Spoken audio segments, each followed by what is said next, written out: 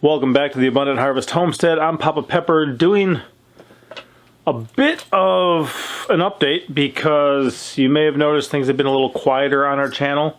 That's technical difficulties.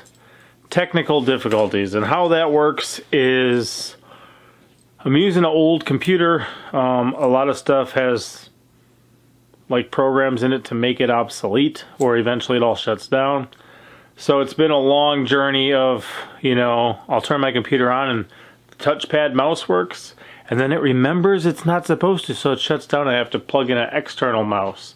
And other things, finally, it's not reading video stuff. Like I can't play a video on my computer. I can still upload video files, but it doesn't give me anything to look at. So if you saw the video where I was saving seeds for the lamb's quarters, I edited that entire video just by listening to it. There's times I'll be recording and then I'll switch the camera from what I was looking at to looking at me. I had to listen for all of those things and edit it together without actually being able to see anything. Thankfully I was able to do that, but it's put a little bit of a cramp in my style. I do have a newer computer I've got to be working on, and it's just going to take me a while to adjust and to get things going, which is why I'm trying to make a rather simple video in one take, just me talking right now. Less frills, less production quality, I guess. But that said, something happened absolutely amazing.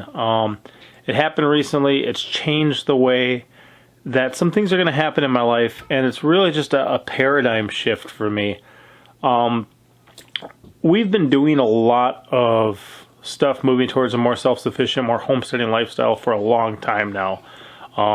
In the end of 2015, when we moved from Wisconsin down to the Ozarks, it was when a lot of it kind of came to a head, and we were like, okay, we're going all in, we're doing things, but we were practicing a lot of stuff ahead of time.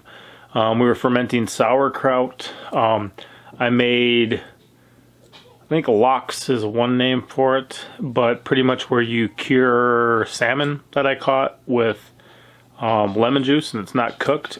Made some of that up there. We were making fish head soup and trying to get, all we could out of things and just doing more stuff, getting into gardening, planting fruit trees, learning more self-sufficiency type stuff. Realized the wisdom in that, and then realized we had just too much ahead of us that we were odds stacked against us. So we thought, you know what? With the relocation, we could set ourselves up a whole lot better. We opted for that and have not regretted it. So part of what I mentioned about some of the unexpected blessings of moving here is one thing is that we're very close to a decent sized lake.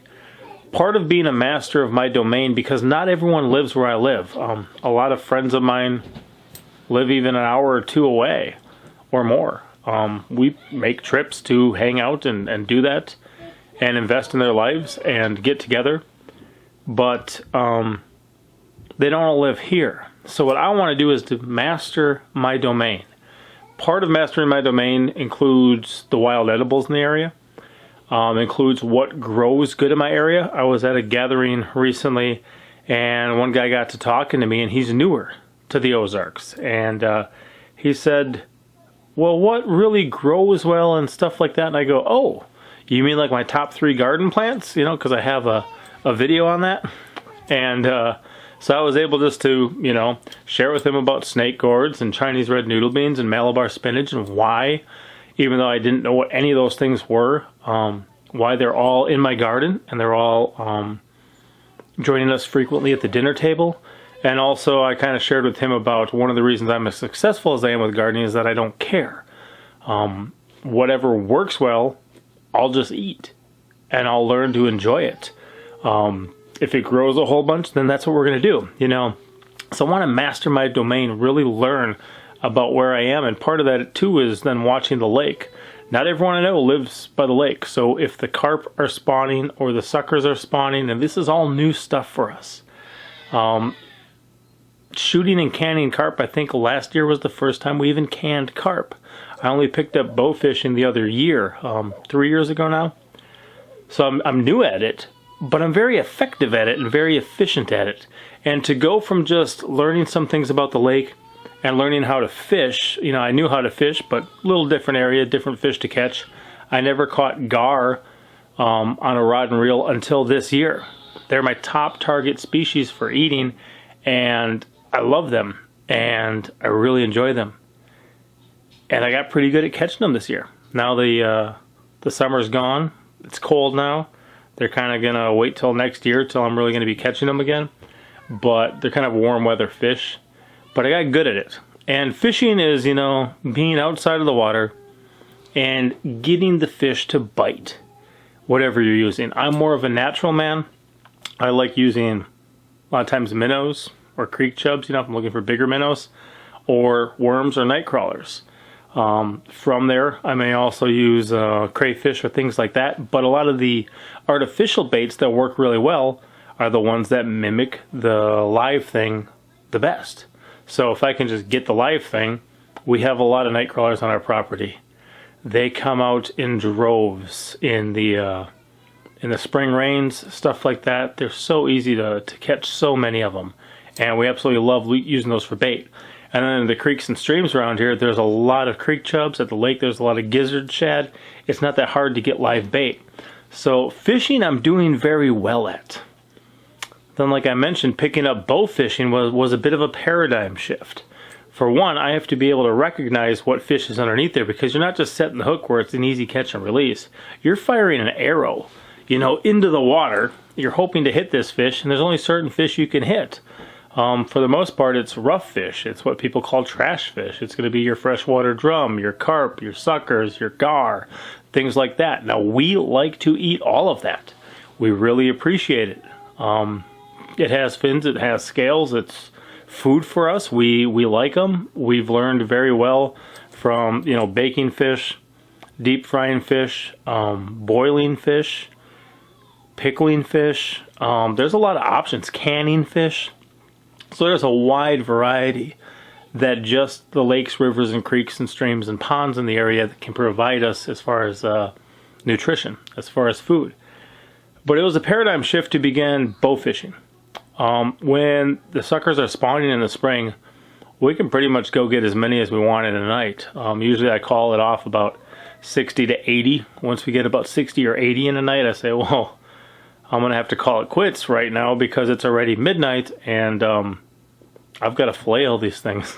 I think eventually I'll just bring a lawn chair and a lantern and a cutting board and a fillet knife and a cooler. And as the kids are shooting them all, I'll just sit there and be cleaning them right then and there. And as much fun as it is to go shoot them, I don't really need to be doing it per se. And I could kind of get the cleanup work done while they're providing the food. When the carp are spawning, this year wasn't a good year for carp spawning. It really wasn't. The other year was really good. It was amazing. I think 3 years ago, or 2 years back, 3 years ago. But even with it being really hit or miss, with the temperature really fluctuating, one time in 3 hours, with just a couple shooters, so we don't have a boat, we just go from shore, we got 43 fish. And I'm talking carp. So these are 3 to 15 pounders. Some of those, if you're canning them in pint jars, which, yeah, this happens to be sucker, but if you're canning them in pint jars, you can get 3 or 4, sometimes, pint jars full of meat off of one fish. And we shot, 43 in one night. I put up a couple hundred jars of canned fish this year. And introduced some other people to it too. But our tuna salads, our carp salads, or sucker salads, our salmon patties or salmon loaves, our carp loaves or sucker loaves, sucker patties, And they're a great substitute for those things, and it allows us to eat locally too. So we really appreciate it. Well, some time ago at a local pawn shop, I picked up a wetsuit just so I could get in water that was colder and do better with it.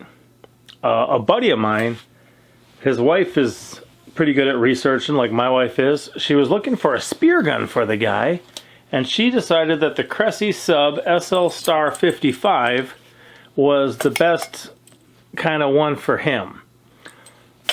He gets a spear gun, I get a wetsuit. I decide I should probably get a spear gun. He gets a wetsuit. So we went out maybe a month or more ago. I went to a gar hole, and the gar were all gone. They must have moved on to deeper waters for the winter. But there was suckers in there. So we went and started shooting them. And this is compressed air here. This guy fits in here. I've got a loader for it that I load it all the way back in there. And then when you push this, pull the trigger, it not only releases this hook that the string's wrapped around, but it releases that and it fires off underwater. It's really cool. I really enjoy that. I'd used a Hawaiian sling before, which is just a stick with a prong with a like a rubber that you have on the rubber here that's attached to the end, and you choke up on it, and then when you let go, you know, that rubber launches it from your hand, but you have a limited reach with that. This has a much bigger reach. Well, as I began to understand spearfishing, and again, this is going to be one for rough fish, so I'm not going to be able to shoot bass or panfish or stuff like that most places. There are some places that allow it. Most places, your game fish, your panfish, not going to be able to spearfish. It's amazing too, because we will sit there and stare at some big smallmouth or big largemouth, and they will just stare at you right in front of you, and you're like, oh, it would be so easy to shoot you, but I can't. And then you see, you know, a sucker or something, you're like, hey, I can shoot you, and you know, they just take off. It's almost like they know. But now, rather than trying to get one on hook, line, and sinker, rather than trying to shoot into the water from above the water, we're going in the water, under the water, and we're swimming around or kind of stealthily waiting or floating there and shooting at them with spear guns. And this is a paradigm shift for me. First of all, gar are something I can shoot with a spear gun. So are carp, so are suckers. That is very exciting for me because I love those species of fish. I'm completely fine with only being able to harvest certain fish. I'm okay with that. I've only gone in the cold so far. The day that we went out and got those first suckers, it was a warmer day, but the water was pretty cold. And then we actually went out 1 week ago. I'm recording this late Sunday night. A week ago Sunday we were in the water. Had a whole video I wanted to put out of it. Got some footage from it. Started editing it, but I can't edit it without seeing it. And because my video card thing on the, you know, computer's acting up right now, I can't just transfer the whole thing or, you know, whatever. I have to start from scratch on the other computer. I'm kind of lamenting that. I'm dreading that. I'm dreading it more than I dread my hair, which is quite a bit. I'll probably do it. But I had that whole experience I wanted to share. Instead, you'll have to wait for that and hear me talk about it for right now. But to be able to have that switch to be, you know, underneath there, and now with wetsuits, my buddy got a 5mm wetsuit. I think he paid almost $400 for it, which is kind of the going rate. Mine was $100, but I don't know what it started out at for how many millimeters thick it was. And it's an older wetsuit. It's old. So it keeps me warmer, but in the current temperatures, it does not keep me warm. I was still under the water for between 2 and 3 hours of actually swimming around, but I was pretty cold, and it took me a while to warm up when I got out. Again, I'll monitor myself very well. I understand what I'm capable of. I've been living in this body for 40 years. I'm not just going to go get hypothermia or something else, you know. There's warning signs, there's things, and I was well within, you know, the freedom to safely do what I did, and so I did.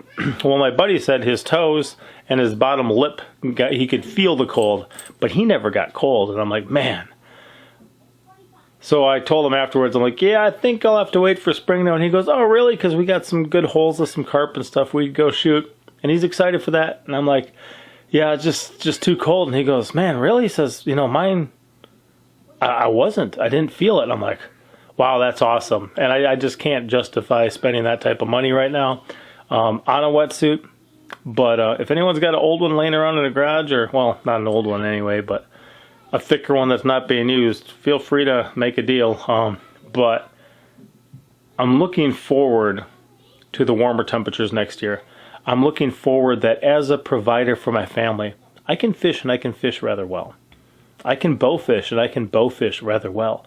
And now I'm able to spearfish, and it's just every body of water begins to look different. Because to go fishing somewhere is much different than going bow fishing somewhere. And to go spearfishing is much different than that. And even some of the places where I wasn't really able to take shots bow fishing, so it was whatever I could get to bite was all I could catch, you know, for gar or things like that. And sometimes catching carp is really hard. And sometimes bow fishing them when they're not in the spawn is also difficult. Now I have an opportunity just to get down there, in there, and even with backup, with a friend, and begin to look from a whole different point of view, from in their world, and begin to shoot. And even here, thankfully this stuff is tough because this tip is like mushroomed flat right now. I'll put it on a grinder and bring it back to a point before I use it again. But what an awesome experience. Definitely a new hobby of mine. And even as I mentioned a while ago, you know, my hobbies for the most part right now all reflect back to who I am as a provider for my family. The things that I do, gardening, hunting, foraging, fishing, all that generates food for my family. And that's mostly if I'm not working on stuff here with the family, we're somewhere else working on those things, you know. It's really cool just to become all the more knowledgeable and effective at it. And I can't wait, you know, my kids will not be able to load this on their own. It takes some effort to put that down in there into that compressed air. But I'll load it up for them, you know, as they get older and as we're swimming in the summer, and I'll let them try some shots on some fish. You know, they can learn this stuff now as children that I had to wait till I was a 40-year-old man to even taste and see it and experience it. Of course, I've dreamed of spearfishing. That just seems so cool. But to actually do it was something that I was not really expecting to be able to do that at this stage of my life. So anyway, incredibly more effective at being a provider for my family when it comes to fish right now. And it's a paradigm shift for me. It's looking at things on a whole new level. I've become incredibly more lethal now in my hunting fish. You know, a lot of people fish for fish. With bow fishing, it's kind of hunting. You're shooting arrows at them, and now even more so with the spear gun. So Cressy Sub SL Star 55. 55 is just a shorter one. They thought it'd be better for the creeks and stuff like that, and maybe navigating thicker stuff. I agree with that. Looking forward to getting a lot more of it in. I'd like to try some stuff. I mean, there's places in Texas I could shoot gar and tilapia, you know, an invasive one. There's stuff in the ocean I could check out. Who knows what I may ever get to do far away, but right now I want to concentrate on mastering my domain, and then other people who live in the area or pass through the area, or it's a short drive to, you know, somewhere that we're getting a good harvest, you know, then they can join in. And even with having like 3 bows for bow fishing, I was able to give one to a buddy, one to his son, grab one myself, and, you know, head out and equip others to be able to try it, to be able to do it, to learn it. And that way they can at least experience it first. If it works out well for them, they want to invest in their own equipment, cool. But if not, you know, I got them covered for now. So really cool, really exciting, definitely new hobby. And I'll see what I can do about learning some new video editing stuff here soon, about putting out some more content for you guys. I got some different things I'm going to do, just kind of moving forward on this channel, some ideas about some things, and I think you guys will definitely like it and appreciate it. I thank you for everyone who's there, for everyone who watches. It means a lot to us, and we're definitely blessed by all of our subscribers and viewers. You guys, you mean a lot to us, and thank you for it. Be blessed. Papa out.